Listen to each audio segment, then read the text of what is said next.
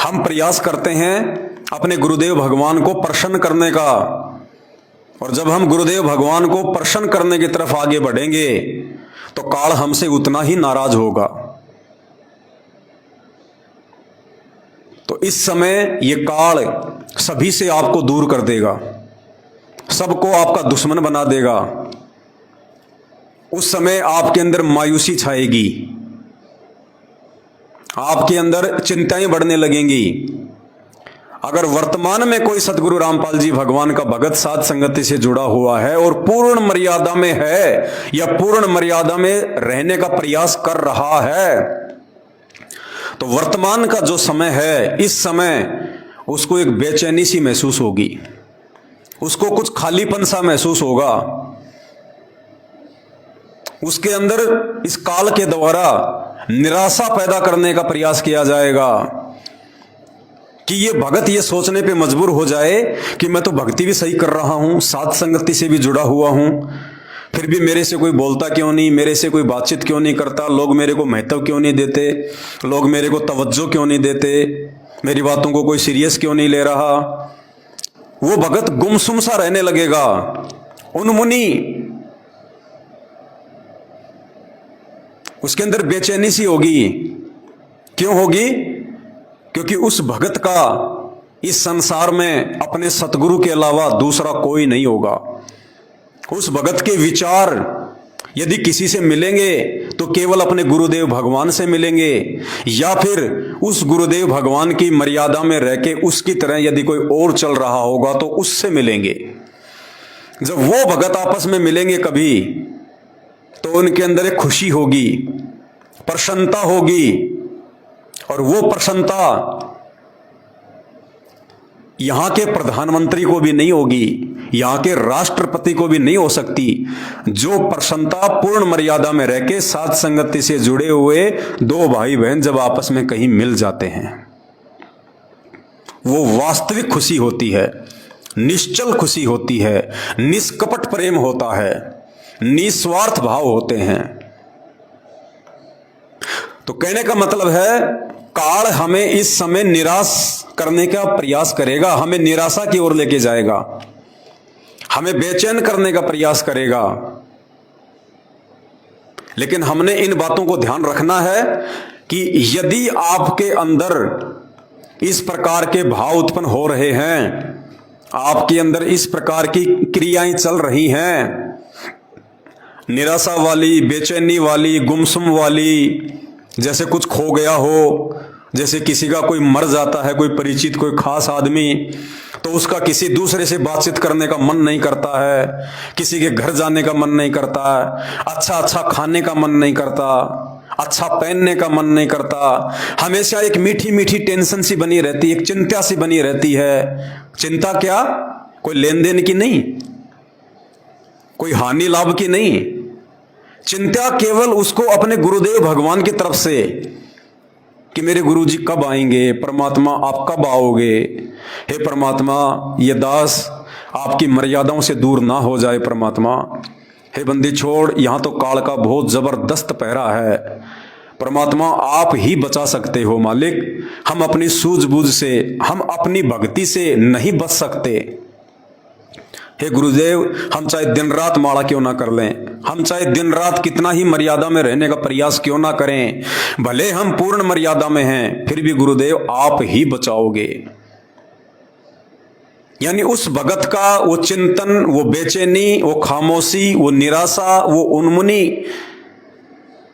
अपने गुरुदेव को लेके होगी, मर्यादाओं को लेके होगी, भक्ति को लेके होगी। और यही एक सच्चे, अच्छे और नेक भगत की पहचान है।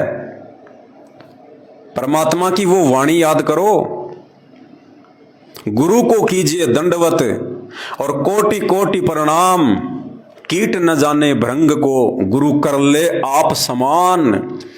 ये पहचान है इस समय।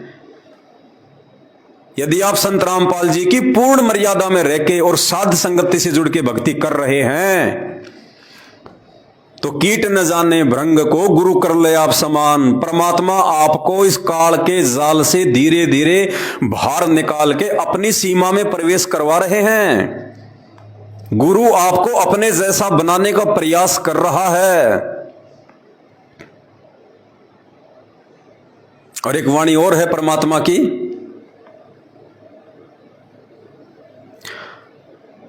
परमेश्वर की वाणी है कि मिले तो दंडवत बंदगी, नहीं तो पल पल ध्यान लगाए।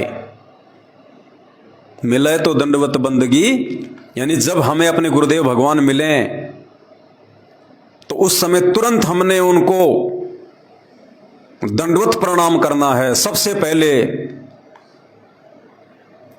दंडवत प्रणाम से पहले अपने मुंह से एक शब्द भी नहीं बोलना। मिले तो दंडवत बंदगी, ये आदेश है गुरुदेव का। अगर गुरुदेव कहीं रोड पे खड़े हैं, किसी आश्रम में खड़े हैं, कहीं भी खड़े हैं, और गुरुदेव और आपके बीच में यदि कोई कीचड़ भी है, मिट्टी भी है, गोबर भी पड़ा है, तो परमात्मा कहते हैं भगत ने ये नहीं देखना कि मेरे कपड़े गंदे हो जाएंगे, मैं तो अभी नहा के आया हूं। कहते हैं उस गोबर में, उस कीचड़ में, उस गंदगी में चाहे लैट्रिन क्यों ना पड़ा हो, तुरंत अपने गुरुदेव भगवान को दंडवत प्रणाम कर देना है। मिले तो दंडवत बंदगी, नहीं तो पल पल ध्यान लगाए। अब ये वो स्थिति पैदा हो रही है आप और हमारे अंदर धीरे धीरे साथ संगत वाले भाई बहनों में। पल पल ध्यान लगाए।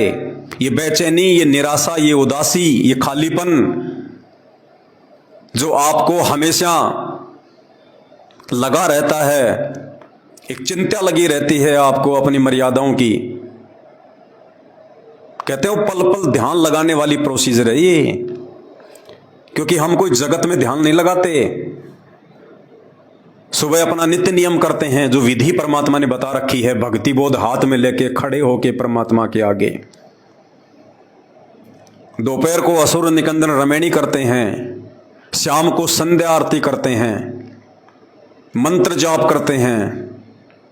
दोनों समय सुबह और शाम गुरुदेव भगवान को थोड़ा थोड़ा हलवा प्रसाद बना के भोग लगाते हैं। फिर परमात्मा का कोई सत्संग सुनते हैं, बीच में भाई बहनों से बात हो जाती है, कहीं उनसे मिलना हो जाता है। और बाकी समय यदि हम काम धंधा भी कर रहे हैं, कोई खेत में खेती कर रहा है, कोई मजदूरी कर रहा है, तो भी अपने गुरुदेव भगवान का ही ध्यान होना चाहिए। सांसारिक वस्तुओं में ध्यान नहीं रखना, जगत में ध्यान नहीं रखना, जगत की बकवादों पे ध्यान नहीं रखना कि राजनीति में क्या चल रहा है, उस क्षेत्र में क्या चल रहा है, पड़ोसी क्या कर रहे हैं, रिश्तेदारी में किसकी शादी आ रही है, किसका विवाह आ रहा है। हमारा चिंतन, हमारा मनन, हमारा ध्यान पल पल सतगुरु की भक्ति के प्रति होना चाहिए। मिले तो दंडवत बंदगी, नहीं पल पल ध्यान लगाए। पल पल ध्यान लगाने का मतलब ये नहीं कि 24 घंटे अपने गुरु जी का ध्यान रखो। हम जो सुबह नित्य नियम करते हैं, रमैणी करते हैं, शाम को संध्या आरती करते हैं, ये गुरु जी का ध्यान है। गुरु जी मीन्स गुरु जी कोई शरीर नहीं है। गुरु जी आप और हमारी तरह कोई बॉडी नहीं है, कोई 5 तत्वों का हाड़ मांस का पुतला नहीं है जो हम उनका ध्यान लगाएंगे। गुरु जी तो शब्द हैं, हम हैं शब्द। क्या कहते हैं गुरुदेव? हम हैं शब्द और शब्द हम माही, हमसे भिन्न और कछु नाही। हम हैं शब्द। गुरुदेव कहते हैं शब्द का मतलब अविनाशी, जिसका कभी विनाश नहीं होता। गुरुदेव कह रहे हैं कि मैं वो अविनाशी परमात्मा हूं। हम हैं शब्द और शब्द हम माही, और जिस शब्द से तुम्हारा आत्म कल्याण होगा, तुम्हारा उद्धार होगा, वो शब्द मेरे अंदर है, वो शब्द मेरे पास है, वो सार शब्द। हम हैं शब्द, शब्द हम माही, हमसे भिन्न और कछु नाही। तो जब गुरुदेव भगवान का रूप शब्द है और वो आत्मा को उद्धार करने वाला शब्द भी हमारे गुरुदेव भगवान के ही पास है और उनके अलावा और कुछ भी नहीं है, तो एक सच्चा भगत, एक सच्चा सेवक अपने गुरुदेव भगवान और उस शब्द के अलावा और किस बात पे ध्यान लगाएगा? उसकी बेचैनी सदा अपने गुरुदेव को लेके होगी कि परमात्मा मुझे अपने से दूर न करना। उसकी बेचैनी सदा भक्ति को लेके होगी कि परमात्मा आपकी भक्ति में कोई कमी ना रह जाए। उसकी बेचैनी सदा मर्यादाओं को लेके होगी कि परमात्मा कहीं इस दास से भूल कर भी परमात्मा कोई मर्यादाओं में त्रुटि ना हो जाए, परमात्मा अब की बार यदि रह गए। और कई बार जब YouTube पे देखते हैं भाई और बहनों, इस प्रकार के वीडियो आते हैं, ये डिस्कवरी चैनल वगैरह पे जो जानवर वगैरह होते हैं, दास ने देखा जीवित को जो है वो खा रहे होते हैं, शेर वगैरह ये जीवित को वो चिल्ला रहा होता है, पीछे से उसको पाड़ पाड़ के खा रहे होते हैं। और सतगुरु रामपाल जी भगवान ने कबीर सागर के सरलार्थ में इस बात का जिक्र किया है कि जय गुरु मिलते नहीं तो जाते नरक द्वार। लक 84 में जाते हम, और आज भी यदि हम सतगुरु रामपाल जी भगवान की पूर्ण मर्यादाओं में ना रह के और भक्ति भी करते रहेंगे तो भी भाई और बहनों हमें नरक में जाना पड़ेगा, 84 में जाना पड़ेगा, दूसरा कोई तरीका नहीं है। और फिर गुरुजी ने क्या लिखा उसमें पुस्तक में, फिर तुम बैल बनोगे, भैंसा बनोगे, और भैंसा परमात्मा ने उसमें लिखा हुआ है कि शेर जो होता है ना वो भैंसे को सामने से नहीं मार सकता। जो छोटे जानवर होते हैं, हिरण वगैरह है, उनकी तो वो गर्दन दबा के पहले उनकी मौत करता है, शेर उनकी सांसों को रोक देता है, तो वो जानवर जो है वो मर जाता है, उसके बाद उसको खाता है। लेकिन भैंसा हो गया, हाथी हो गया, गेंडा हो गया, बड़े बड़े जो जानवर हैं, विल्ड बीस्ट हैं, उनको शेर सामने से नहीं मारता, बाघ उनको सामने से नहीं मारता। 3-4 शेर मिलके उसको नीचे गिरा देते हैं, और नीचे गिराने के बाद में फिर उसको पीछे से सबसे पहले उसके गुदा द्वार को फाड़ते हैं। अब सोचिए, और जब तक वो आधा नहीं खा लिया जाता है तब तक उसकी मृत्यु नहीं होती। और पुण्यात्माओं वो कितना तड़पता होगा, कितना चिल्लाता होगा, है तो उसके अंदर आत्मा ही, जैसे हमारे अंदर आज आत्मा है। अब हमें यदि कोई कुत्ता, 2-4 कुत्ते मिलके आपस में हमारे को दबोच लें या किसी बच्चे को दबोच लें और फिर उसको नोच नोच के खाएं, उसको जीवित को, जिंदा को, सोचिए कितना दर्द होगा। गरम रोटी हाथ से लग जाती है, उसमें कितना दर्द होता है, और वो उसको फिर नोच नोच के खाते हैं, जिंदा को, जीवित को। तो ये दुख फिर भोगने पड़ेंगे, जगत को तो सीधे सीधे भोगने पड़ेंगे, जो लोग संत रामपाल जी की शरण में नहीं हैं। क्योंकि संत रामपाल जी के अलावा तो ब्रह्मा विष्णु महेश भी मोक्ष प्राप्त नहीं कर सकते, इनको भी लक 84 में जाना पड़ेगा। देवी देवताओं को भी लक 84 में जाना पड़ता है। संत रामपाल जी के अलावा, इस कल की भगवान के अलावा तो धरती पे मोक्ष है ही नहीं। और इनकी शरण में आने के बाद में यदि कोई गलती कर देगा, मर्यादा तोड़ेगा, अपने गुरुदेव को नाराज करने वाले कुकर्म करेगा, कार्य करेगा, उनका वचन तोड़ेगा, वो भगत भी लक 84 में जाने से नहीं बचेगा।